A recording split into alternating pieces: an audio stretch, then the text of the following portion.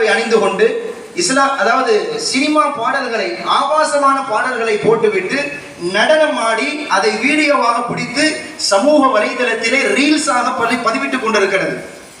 இதுக்கு பல்வேறு எதிர்ப்புகள் போச்சு. அதுக்கு அந்த இஸ்லாமிய பெண் சொன்ன பதில் என்ன தெரியுமா? ஏன் உலகத்துல எங்கேயுமே தப்பு நடக்கலையா? அவன் விபச்சாரம் செய்யறான், அவன் திருடுறான், அவன் கொள்ளையடிக்கிறான், இதெல்லாம் போய் கேட்க மாட்டீங்களா? நான் ஒரு சின்ன என்னுடைய திறமையை வெளிப்படுத்துறேன். டான்ஸ் ஆடுறது ஒரு திறமை. நான் என்னுடைய திறமையை வெளிப்படுத்துறேன். அதுக்கு சில பெண்கள், எப்படிப்பட்ட பெண்கள்?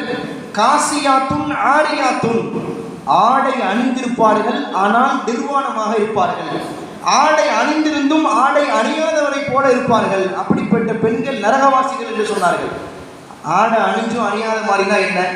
உடுத்திருக்கிற ஆடை மெல்லிய ஆடையா இருக்கும், உடுத்தின ஆடை ரொம்ப இறுக்கமான ஆடையா இருக்கும், அல்லது அரையும் குறையுமான ஆடையா இருக்கும்.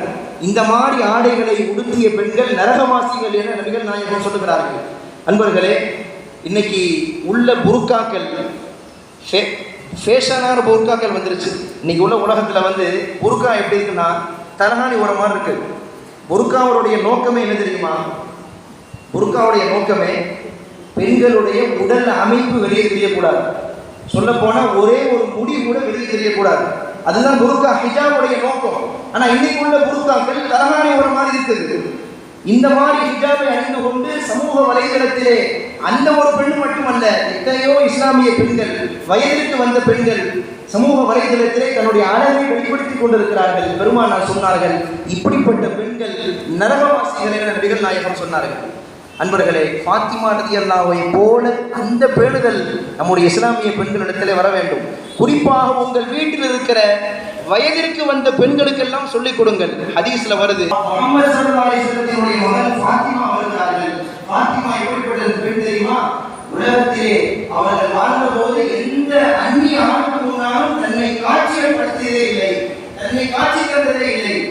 மௌத்தானதற்கு பிறகு கூட தன்னுடைய ஜனாசாவை கூட எவரும் பார்த்ததில்லை. கஃன் சுற்றி இருக்கிற அந்த உடல் அமைப்பை கூட யாரும் பார்த்ததில்லை. இது மறுமை, இது சொர்க்கம்.